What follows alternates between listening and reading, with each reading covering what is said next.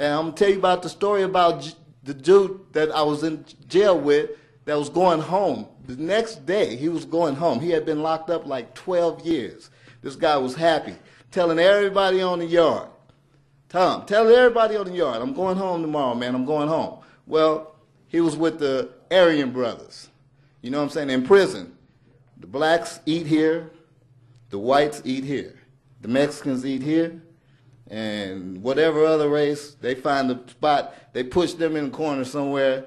It might be like, because there's only a few like Asians and everybody else on the yard. So they get them whatever's left in the chow hall. That's where they got to eat at. Now, I don't care how tough you are, you ain't going to eat with the whites if you ain't white.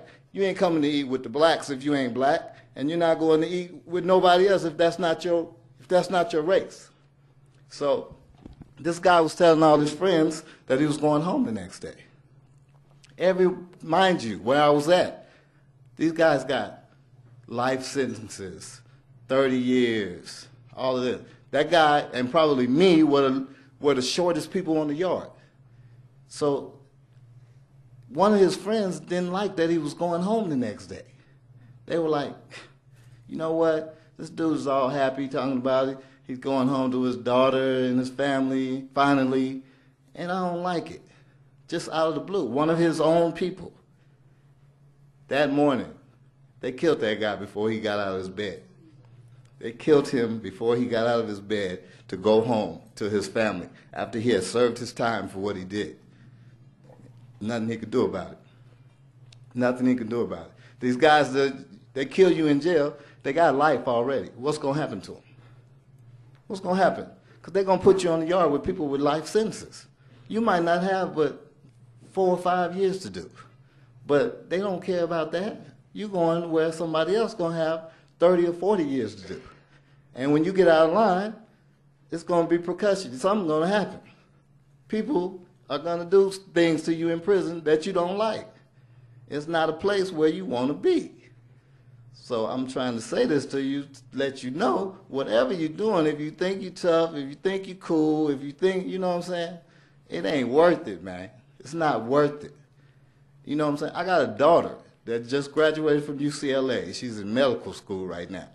The reason she's so good is because after this happened to me, when she was young, I spoiled her to death because I had all the money and all the, you know what I'm saying? She had 8 different mamas. I used to take her, she knew all of those girls. But after this happened, I sat her down and talked to her. I let her know that wasn't cool. You know what I'm saying? Yeah, daddy was the man then and all of that and everything was cool. But look now, look, I missed 10 years of her life. I missed her graduating from high school out here. I missed everything because I was gone. I left when she was 7 years old. Missed all of that. Only time I seen her, it killed me when she came to visit me in the visiting room when they sent me. You know what I'm saying? They send you, Vegas don't have no federal prison. I've been to Pennsylvania. I've been to Oklahoma. I've been to Phoenix, Arizona. I've been to LA. Man, trust me, you do not want to come in here and go through this at all, at all. I'm looking at y'all. Y'all got a chance. Your parents brought you in here, you have a chance to straighten your life up. I thought it was cool to go and do what my friends was doing, give me a fancy car and do all this and that. Then it's not cool, trust me. I promise you, you don't want to come in here. These guys, they would eat you guys up in here. I promise you. Nobody out here is tough enough to think you can come to prison and be tough and you're going to get your way. And things are going to go how you say they're going to go. It's not going to happen. Just like he said, I'm small. It's people that have been in here 20 and 30 years that make me look like Pee Wee Herman. You know what I'm saying? So you really don't want to do this. And, I mean, that's all I can tell you for you to just, whatever, if you're doing anything wrong, you really need to just sit down and take a moment and think about it because Kit Kat would love to see a bunch of these little boys running around the yard. I'm telling you right now. And girls, oh, I'm going to let her tell you about that. It's almost even worse. So, yeah, so I hope I got to somebody and you listen to me, because this thing here ain't no joke, man. If I could do it all over again, all that money that I thought I was making was nothing. I would have stayed at home and worked at McDonald's to be free and stay at home. And if I would have stayed in school like I was doing, there's no telling what I would be right now. You know that?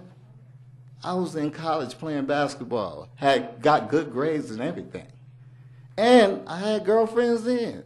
I didn't have to go get no dope and no drugs and all of that stuff to get no girlfriends. I wasn't no ugly dude.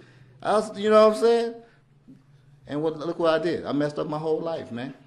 I could have stayed in school, and I probably could have been lawyer, doctor. Who knows? My daughter's finna be a doctor, because I talked to her and told her about all my mistakes and everything that she saw when she was growing up, what not to do.